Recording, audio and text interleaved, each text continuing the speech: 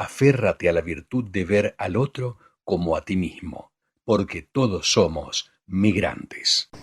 Queridos amigos, estamos de vuelta. Hemos conocido esta situación tan importante del Ecuador y de Ecuador vamos a pasar, como es natural, por supuesto, hablando en términos migratorios, vamos a pasar a Perú. En Perú suceden cosas importantes también hay un cambio de conducción en el Estado, en el país.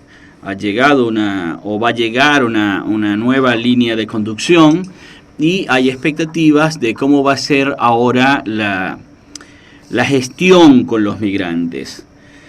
Por otra parte, allí en Perú hay organizaciones que se están dedicando al trabajo con migrantes y pese a lo desbordado que están los sistemas, dado la cantidad de migrantes que están llegando al Perú, estas personas, estas organizaciones están haciendo un trabajo sumamente importante y más recientemente me han contado que están haciendo abordajes directamente con los niños.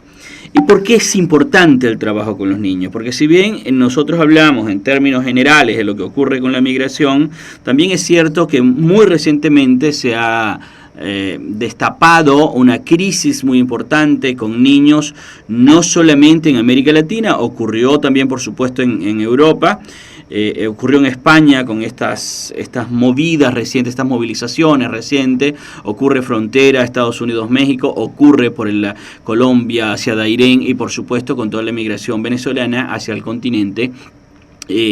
Quizás no tanto en el caso de niños que viajen solos, pero sí niños que son afectados por otras circunstancias que tienen que ver con el menoscabo de sus posibilidades, cuando no sus derechos. Los adultos tenemos una especie de preesquema mental establecido para solucionar o para abordar los problemas que se nos van presentando en ocasión de la migración, pero la verdad que los chicos no tienen eso y uno habla con los niños migrantes y por ahí siente que hay como un nivel de madurez o que se han saltado unas etapas, pero la verdad que al estar ausente experiencias para los escenarios nuevos que se van presentando, estos niños técnicamente están inermes para ofrecer resistencia o ofrecer soluciones a estos problemas que se están presentando. Y los que llegan con sus padres, cuando los padres tienen que trabajar o tienen que buscar oportunidades de sobrevivencia y estos niños se quedan solos con esos duelos, con esas imposibilidades de interpretar los nuevos escenarios donde están parados, incluyendo la escuela incluso, porque en la escuela se generan interacciones nuevas, escenarios nuevos, luego los niños también tienen su particular manera de comprender la vida y por eso hablábamos que debería haber una interculturalidad ética.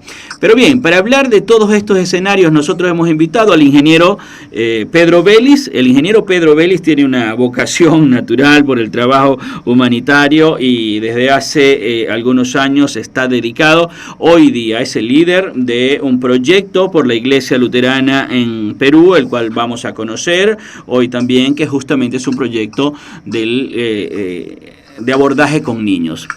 Doctor, ingeniero Pedro, muy buenas tardes, les saludamos. ¿Qué tal, don José? Es un gusto, como siempre, establecer este contacto y a través suyo comunicarme con la audiencia que este programa tiene. Muchas gracias, ingeniero. Encantado, como siempre, de tenerlo acá y gracias por darnos de su tiempo para ofrecernos de sus luces en este espacio en el panorama de lo que está ocurriendo con la migración en Perú.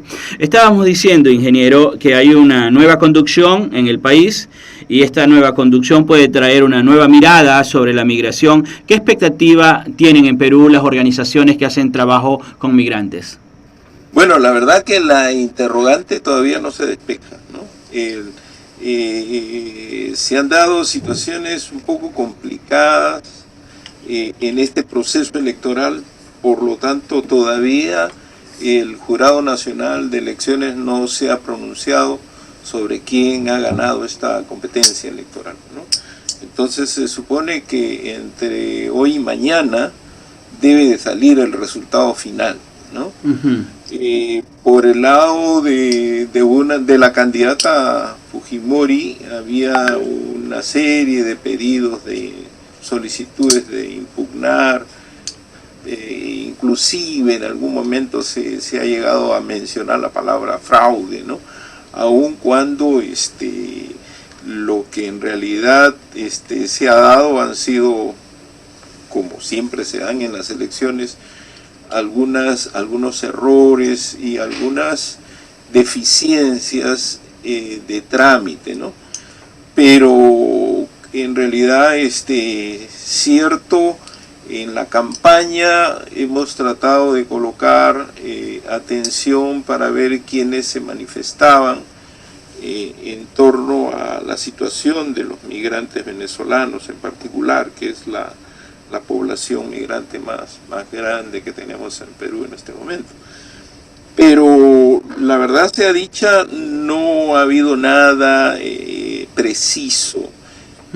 Además que ya nos hemos acostumbrado aquí en Perú a escuchar a los candidatos y después estar expectantes a partir del primer día que empiezan su gestión, porque siempre hay diferencias cuantitativas y cualitativas entre lo que se promete y lo que finalmente se llega a ejecutar. Entonces, por ahora, un indicador de la situación, yo diría positiva, en torno a la migración venezolana es que ya hay más de 6.000 personas vacunadas, ¿no? Ah, qué bueno. No hicieron, no pusieron límites en el tema del tema de la radicación, el tema de la documentación, o no hicieron diferencias para el tema de la vacuna, o sí lo hicieron. No, para nada. En realidad, la limitación más grande que la hemos tenido todos ha sido la cantidad de vacunas disponibles, ¿no? Porque el gobierno, bueno, como ustedes saben, este es un gobierno de transición y lamentablemente en el gobierno anterior no se hicieron los arreglos adecuados para asegurar que estas vacunas estuviesen disponibles, ¿no? Entonces hubo una pérdida de tiempo, y en esa pérdida de tiempo obviamente quienes tenían más dinero o quienes sabían hacer el arreglo más rápido, el acuerdo más rápido, entonces lograron asegurar las cantidades de vacunas necesarias. Nosotros nos quedamos a la saga. En este momento se supone que ya se tiene bastante avanzado el proceso y por eso hay una disponibilidad de vacunas, ¿no? Entonces, ¿Cuándo inició el proceso de vacunación en Perú? En febrero, en realidad. En realidad, en febrero es que empezaron a llegar las vacunas. Entonces ha sido un proceso bastante atrasado. Ahorita estamos más o menos yendo a un buen ritmo. Se ha empezado obviamente por aquellos que trabajan en el campo de la salud y luego por los adultos mayores. O sea, y en este momento ya nos encontramos casi en el borde de aquellos que superan los 50 años. Entonces se ha empezado en esas escalas. Claro. Primero los adultos y luego Don Pedro, usted está trabajando con la Iglesia Luterana del Perú en un proyecto que el año pasado trabajó con todos los migrantes y sabemos por contacto con usted y allegados que fue un trabajo de bastante impacto en el ámbito de la migración allí. Ahora, este programa, ¿ustedes lo dirigieron estrictamente a los niños o ampliaron a trabajar con niños también? ¿Cómo es? Es interesante porque con estas dos primeras experiencias, en realidad nos aprendimos mucho de esto, ¿no? Porque en realidad la iglesia no había tenido una experiencia previa. Entonces hemos tenido que aprender, y también somos una iglesia pequeña, por lo tanto organizarnos de la mejor manera para que el servicio pueda ser un servicio adecuado y de calidad, ¿no? Entonces ya llegado al inicio de este nuevo proyecto, el desafío fue cómo convertir esas acciones que fueron de ayuda humanitaria y muy, digamos, desde el punto de vista material, cómo dábamos el paso hacia hacer un trabajo más que tenga cara de iglesia, ¿no? Que pueda reflejar el sentimiento con el que la iglesia hace las cosas, ¿no? Entonces, ya no se trataba solamente de una ayuda humanitaria, sino de una pastoral. Entonces, a este proyecto se le denominó Pastoral para la ayuda a la población migrante, ¿no? De acompañamiento. En realidad era una pastoral de acompañamiento, eso es lo que estamos haciendo.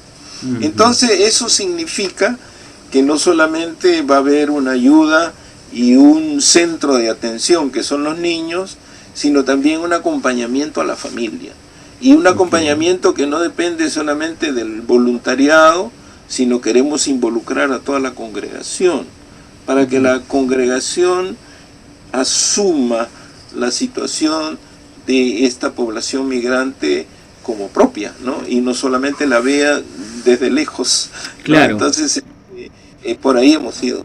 Sí, sí, me parece muy interesante porque, a ver, que los miembros de la congregación o que los miembros de la sociedad puedan tener contacto con lo que está pasando con los migrantes y de alguna manera involucrarse en que estas personas puedan tener una oportunidad de tener una vida diferente, es lo deseable, ¿no? Bien estábamos diciendo.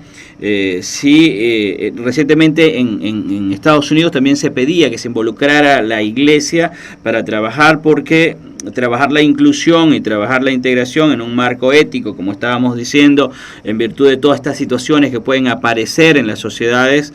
Es algo que les va a ayudar mucho a los migrantes y les va a ayudar mucho a las sociedades en virtud de la interculturalidad también, del crecimiento que puede haber dentro de las culturas nacionales y del proceso completo, la integración económica y todo lo demás que viene a partir de allí. Ustedes, ese planteamiento es nuevo. El anterior planteamiento, los proyectos anteriores no lo estaban trabajando en este mismo sentido, ¿o cómo era? No, eran solamente básicamente entrega de alimentos. Básicamente era esa la preocupación, ¿no? O sea, cómo ayudar a que estas familias puedan sobrevivir en medio de la escasez, ¿no? Porque primero, porque venían sin la seguridad de tener un ingreso, ¿no? Se lo tenían que buscar. Y segundo, porque les toca llegar en medio de la pandemia, de un fenómeno que no era conocido por ellos ni en su propio país y entonces menos en un país que no conocían. Entonces eso nos hizo pensar, y gracias a los informes que ustedes muy generosamente nos pasaron también, pudimos tener una visión un poco más amplia de la situación de los niños. Y la verdad, como lo decía en la introducción, muy bien, sí, pues los adultos de alguna manera nuestra capacidad de resiliencia es mayor, podemos sufriendo un poco, pero nos podemos adaptar, mientras que los niños no tienen siempre esa capacidad para expresarse y darnos indicadores de cuán afectados son por una situación de este tipo. Entonces veíamos que, claro, los padres en medio de esa necesidad de buscar la sobrevivencia, y por otro lado, niños que veían con temor la salida de sus padres, encontrábamos pues todos los desajustes emocionales que se dan en los niños, ¿no? Y nos preocupaba porque parte de esos niños ya están empezando en la educación primaria, ¿no? Y entonces dijimos, bueno, no los hemos podido abordar antes del inicio de la educación primaria, pues por lo menos tratemos de ayudarlos en la educación primaria, asegurar que tengan una buena, un buen abastecimiento, digamos, de todos los materiales que ahora son un poco más complejos por la pandemia, ¿no? Claro. Ya no es el curso tradicional que llevamos nosotros en algún momento en la escuela, sino ahora tienen que adaptarse a usar muchas veces el teléfono del papá o de la mamá para sus clases. Ujú. Y hay veces en algunos lugares donde no hay conexión por internet, pues hay otro gran problema, que es cómo seguir las clases sin la conexión a internet. Ujú. Entonces, todo un panorama muy complejo que obviamente nos preocupaba mucho para esos niños, porque lo que buscamos es que estos niños se integren en la sociedad peruana, y para que se integren a la sociedad y puedan seguir su educación, pues tienen que tener un mínimo de ayuda, de apoyo, ¿no? Claro. Entonces, es una experiencia pequeñita todavía, porque recién el próximo año con este antecedente vamos a ampliar el proyecto. Nos han prometido también ayuda para ampliar el proyecto ya. Es una experiencia pequeñita, como dice usted, pero para quienes las reciben seguramente es una oferta muy grande porque les logra aliviar muchos de sus necesidades. Don Pedro, le felicitamos a usted y a su equipo por el trabajo que están haciendo y bueno, con la ayuda de Dios esperamos que puedan tocar muchos corazones ustedes con ese proyecto. Sin lugar a dudas, sin lugar a dudas. Y lo que nos preocupa más es que, por un lado, la congregación sea mucho más sensible, ¿no? Y se dé cuenta de que esta también es una forma de dar testimonio de fe, ¿no? Uh-huh. No es solamente yendo todos los domingos a la iglesia o escuchando ahora la misa, sino atendiendo al prójimo en necesidad.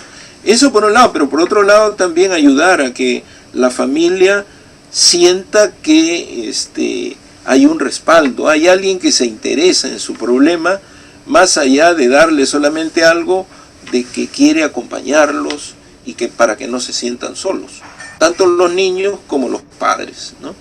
Claro, sí, totalmente de acuerdo. Las iglesias no solamente tienen una responsabilidad cristiana, que es la oración y lo dialéctico en el sentido estricto del cristianismo, sino que tienen una responsabilidad ciudadana también y de operacionalizar el mensaje de la Biblia, el mensaje de Dios. Don Pedro, le agradecemos mucho el tiempo que nos ha dedicado en este programa. Ojalá podamos seguir contando con usted en futuros programas para ir viendo cómo va cambiando, cómo va mejorando el panorama de la migración en el Perú.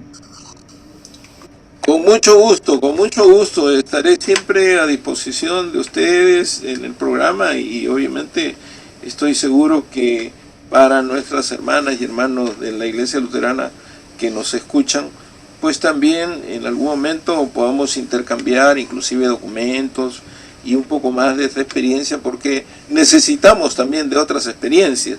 Nosotros estamos haciendo la propia, pero va a ser de mucha ayuda esta conexión que usted nos está facilitando. Gracias, don Pedro. Era don Pedro Vélez desde el Perú, representante de la Iglesia Luterana y líder de un proyecto bastante importante sobre el trabajo con migrantes, con niños migrantes allí en el Perú. Le estamos muy agradecidos por el contacto con nosotros, por habernos acompañado en el programa de hoy. Están trabajando con niños y el abordaje con niños es un abordaje muy interesante. Porque imagínese usted, de pronto usted, adulto, con formación, o quizás no solamente la formación de la casa, la formación más básica, pero sabemos guardar las formas. Cuando un niño migrante va a la escuela y luce diferente y habla diferente, y tiene preguntas diferentes, quizás a las cosas obvias no las conoce, le son ajenas, entonces puede haber bullying. Eso como cosa básica, ¿no? ¿Y cuál es el trabajo que tienen que hacer las organizaciones de protección a los migrantes o de apoyo a los migrantes? ¿Y cuál es el trabajo que tienen que hacer desde la escuela también? Afortunadamente, en Argentina no ocurre. Quizás porque no ocurre hasta donde nosotros conocemos no ocurre. En las escuelas de Misiones, este lugar de Argentina donde nosotros estamos, eso no ocurre porque tenemos contacto con la mayoría de los migrantes y les prestamos apoyo y tenemos un programa que tiene que ver con el acompañamiento escolar, y eso no ha sido la situación. Hubo un momento en que por allí una persona de una institución, una directiva de una institución educativa pública, no comprendía el derecho a la educación de las personas que estaban llegando y que no tenían todavía el proceso de regularización, y había decidido negar el acceso a estas instituciones de las personas migrantes. Pero esto quedó bastante claro después, una vez que se habló de lo que establece la ley de migraciones y la ley de protección a los menores. Por lo tanto, fue el único episodio en 3 años que tenemos acá que se ha presentado. Pero imagínense ustedes en estos países donde hay algunos brotes de discriminación, de diferenciación, y que haya que trabajar con eso.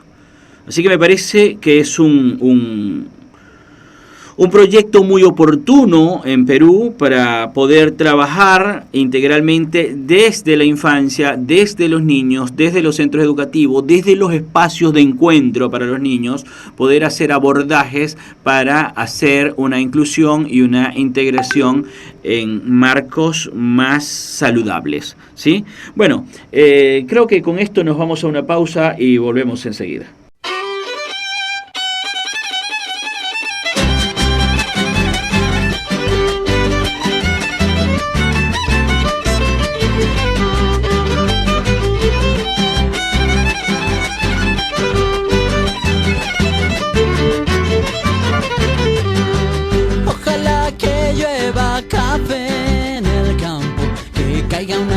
Cero de yuca y del cielo una jarita de queso blanco, y al sur una montaña de berro y miel.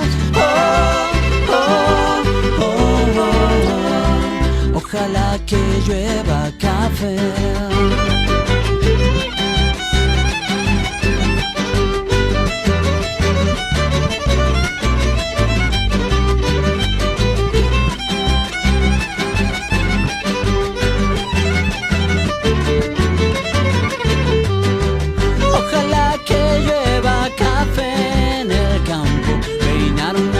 Cerro de trigo y mapuey, bajar por la colina de arroz graneado y continúe el arado con tu querer. Oh, oh, oh, oh, oh. Ojalá el otoño en vez de hojas secas pinta mi cosecha pitiza alegre.